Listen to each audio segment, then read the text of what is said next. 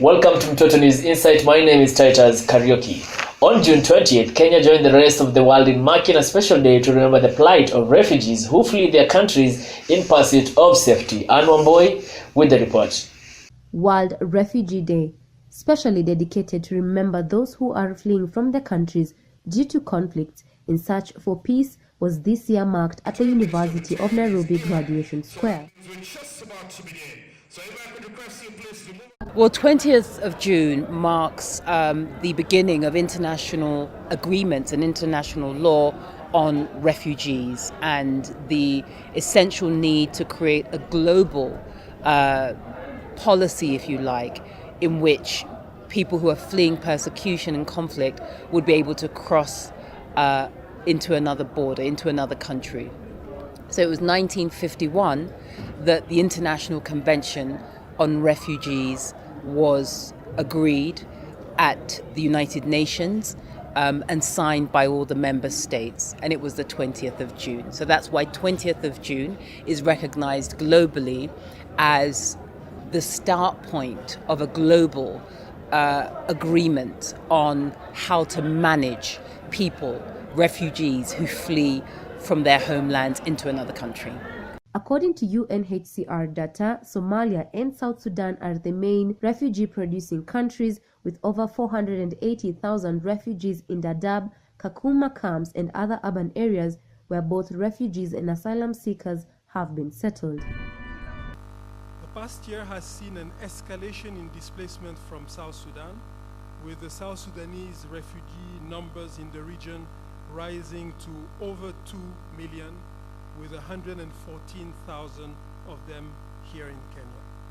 The situation in some parts of Eastern Horn of Africa and the Great Lakes has also generated inflows of asylum seekers in the country.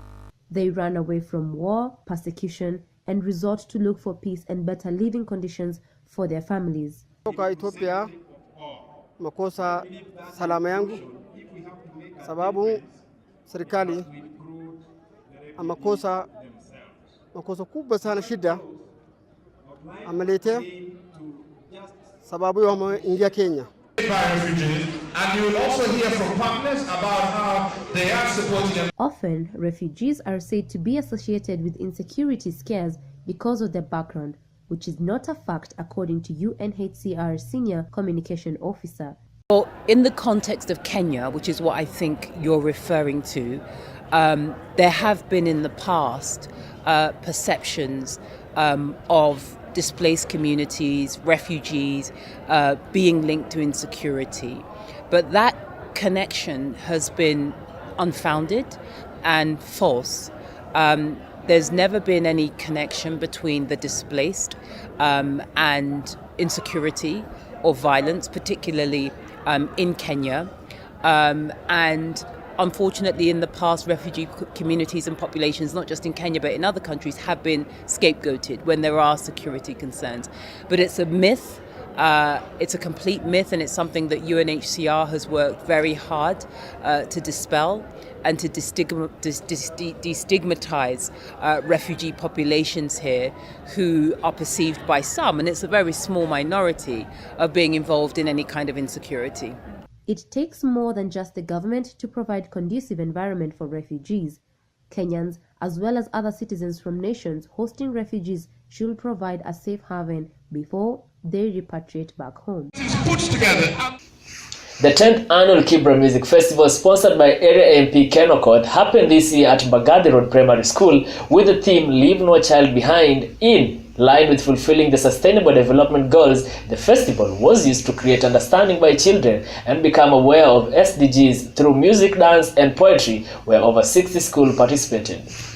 Great platform for the community, for parents to come and see what their children are capable of. A lot of our children are focused on only academic learning and focus on exams like KCP and KCSE, but we want there to be art and music and culture and identity and all these good things that music and the performing arts can give our children. So the festival theme this year is about the Sustainable Development Goals. We want the children of Kibra to engage, to have an awareness, to an understanding of the Sustainable Development Goals. And the theme is, how can we use the Sustainable Development Goals to leave no one behind, you know, on issues of hunger, on issues of extreme poverty, quality housing, environmental awareness. The festival started in 2008 after the post-election violence to give children space for art development. We started with a vision 2008, right after the post-election violence, to give the children a space for art therapy, music therapy, to engage as a community and reflect on the experiences they had done there on issues of cohesion, reconciliation, and just processing that painful issue from 2008.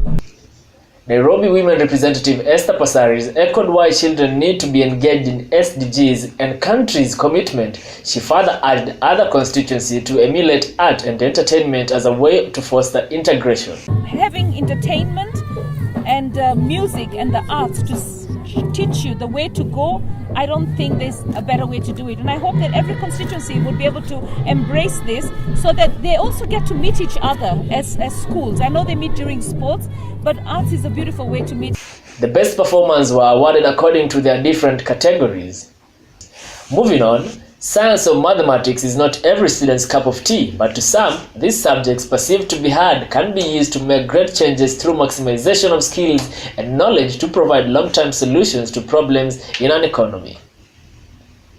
Students in Kenya have taken into account some major issues affecting people across the country and have started on designing projects meant to bring a new season and are set for exhibition next month at Kenyatta International Conference Center. Speaking during the official launch of Young Scientist Kenya Science and Technology Exhibition at Intercontinental Nairobi, 4 students briefly talked about their innovations and the impacts expected.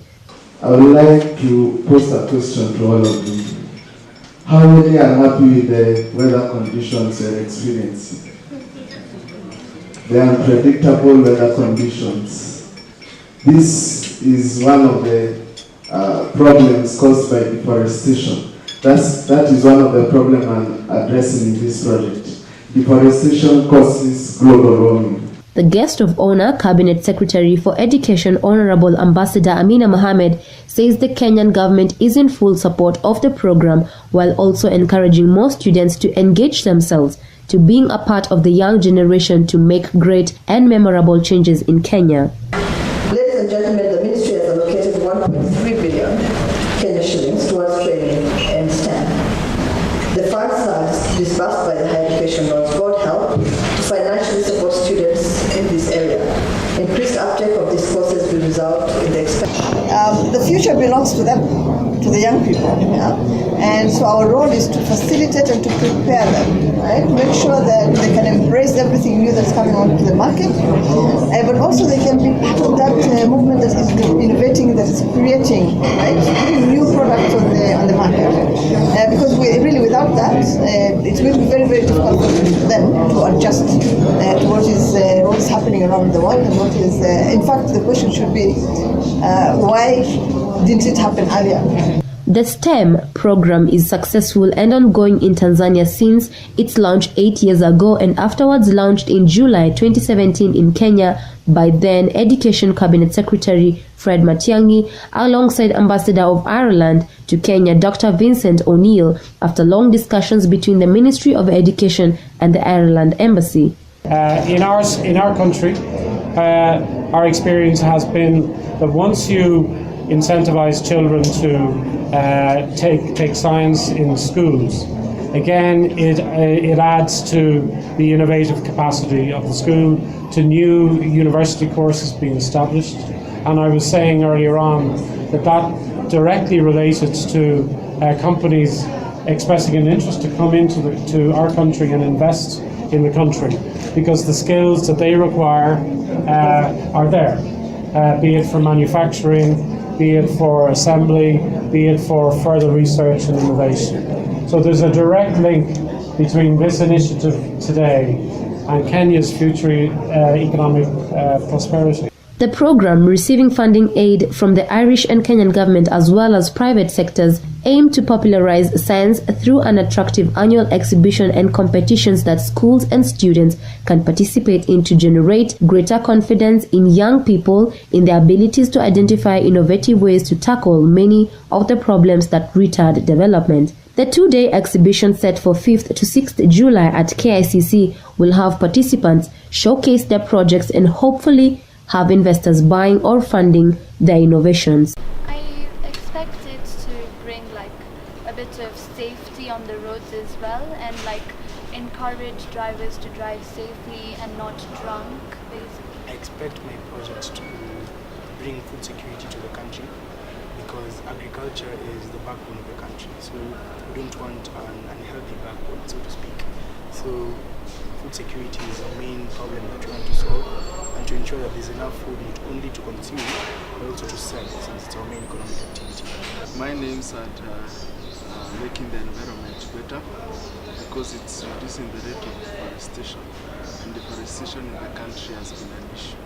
We've even seen the government trying to reduce it by charcoal burning, and it will also improve on the change of weather patterns. We have been having adverse weather patterns which are caused mainly by global warming.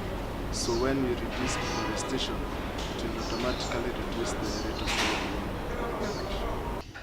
On June 26th, civil societies and United Nations on Drug Crime delegates met at the UN office at Gigiri talking about and launching of the Drug Report 2018. Civil society member of the Slum Project, George, talked about the impact of this drug report on children. Listen in.